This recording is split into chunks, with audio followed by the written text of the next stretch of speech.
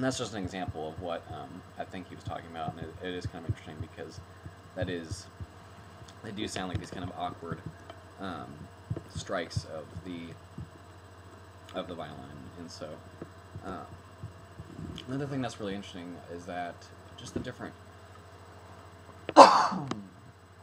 excuse me, the different tempo changes that happen, um, and just the amount of changing octaves is also very interesting. Listening to these different pieces, there are about 3 to 4 different key changes.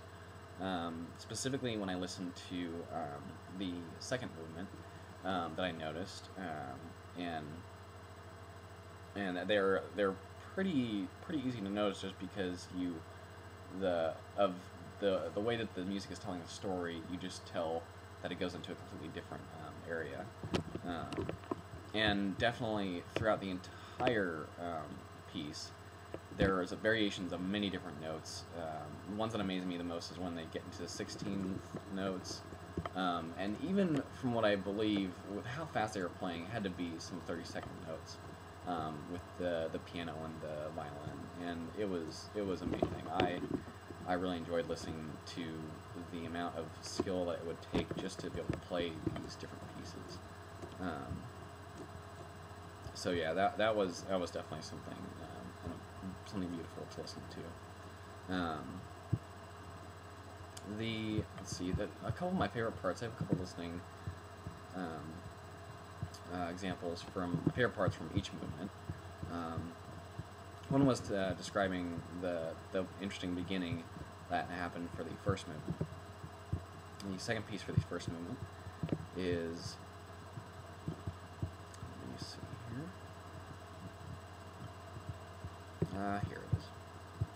What's great about this little part within the first movement is it has the call and answer that I was talking about. But another thing that's used a lot during this entire piece is called the trill. It's basically just the fluctuation of a few different notes. Like you can hear it on the piano. I think it's really cool.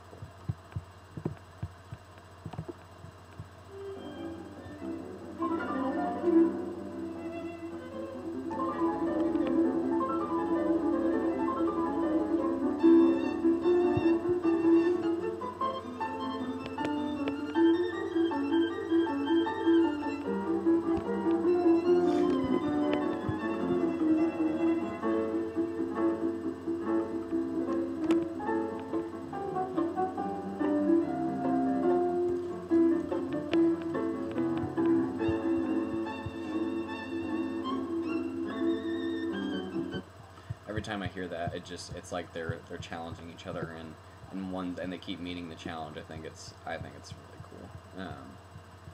From the second movement is another thing with the trill and the call and the answer.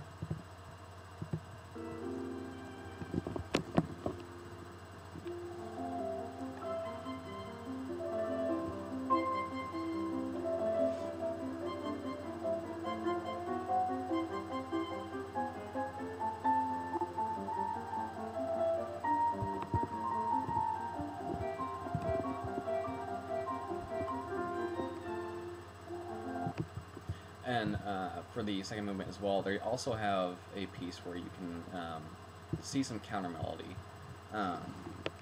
and another one of the really interesting aspects is just the wide range that Beethoven took going into with this sonata was using just everything at his disposal, whether it be using like harmonizing with rhythm.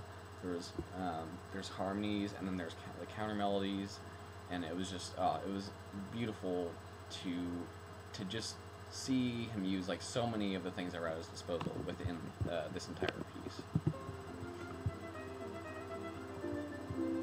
And the violin is covering up you can kind of hear the counter melody in the back with the piano.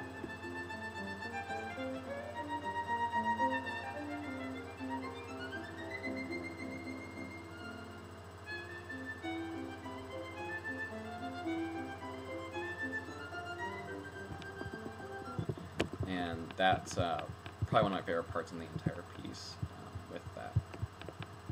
And last but not least, the finale. And just from the beginning, it's different, like I had said earlier.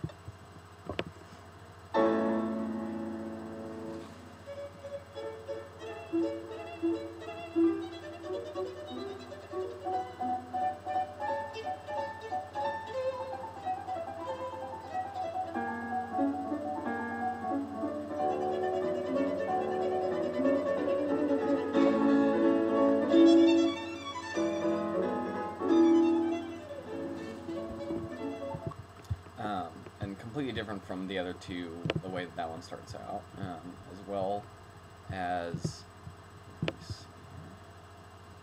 the finale. The finale is amazing.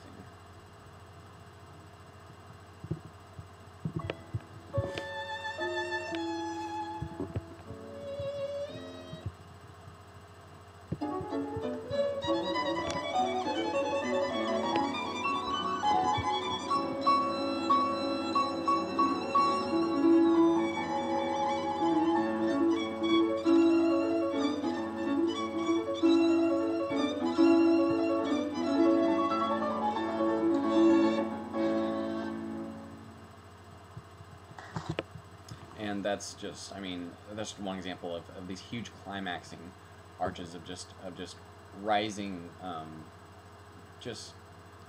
rising sound and just, and beautiful notes, and the way that that it just builds up and builds up and builds up were just some of my favorite parts. I actually found my heart pounding, and so I loved this piece. It's beautiful.